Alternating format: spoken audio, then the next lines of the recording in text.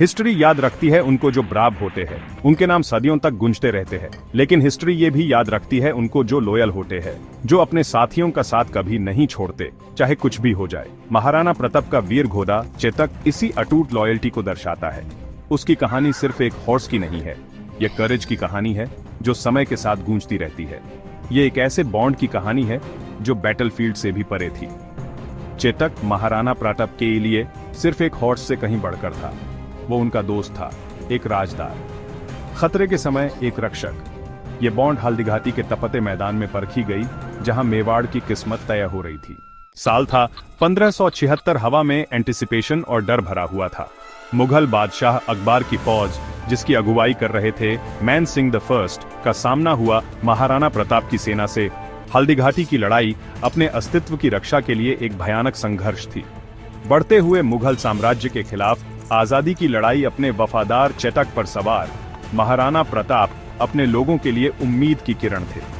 वो एक शेर की तरह लड़े। उनकी वीरता का मुकाबला सिर्फ उनके घोड़े के अटूट जोश से हो सकता था।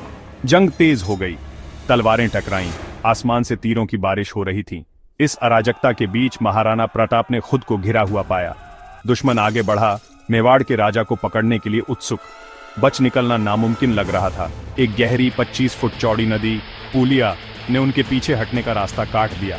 लेकिन चेतक कोई मामूली घोड़ा नहीं था। एक जोरदार छलांग लगाते हुए वो खाई के ऊपर से उड़ गया। नदी का किनारा बहुत दूर लग रहा था। समय मानो ठहर गया जब घोड़ा और सवार हवा में झूल गए। फिर एक जोरदार धमाके के साथ वे दूसरे किनारे पर उतरे, अभी के लिए सुरक्षित।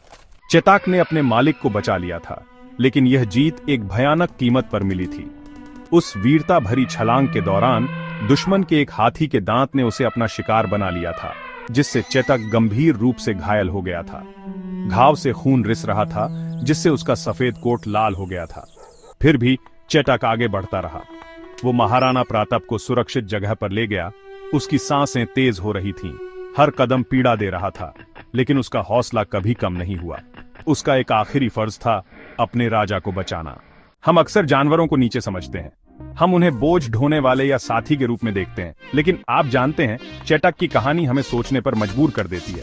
क्या कोई जानवर इतनी अटूट वफादारी दिखा सकता है, इतनी ज्यादा वीरता? चेतक सिर्फ एक जानवर नहीं था, वो एक योद्धा था, वो एक दोस्त था, वो अटूट समर्पण का प्रतीक था। उसकी कहानी हमें जानवरों के राज्य में मौजूद भावनाओं की गहराई को स्वीकार करने के लिए मजबूर करती है। चेतक के बलिदान ने महाराणा प्रताप को अपनी सेना को फिर से जोड़ने के लिए एक और दिन लड़ने के लिए समय दिया।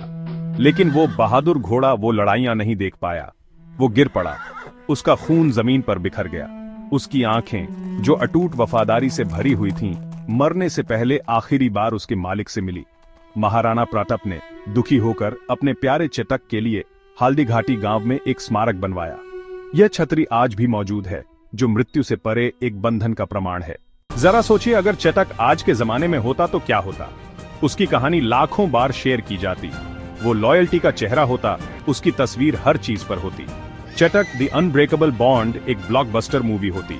हमारे पास चेतक के टॉयज होते, चेतक पर डॉक्यूमेंटरीज होती, चेतक के मीम्स होते। चेतक का नाम ही करेज और डिवोशन का दूसरा नाम होता। उसकी कहानी हमें याद दिलाती कि आज के आधुनिक युग में भी सच्ची लॉयल्टी की अहमियत है।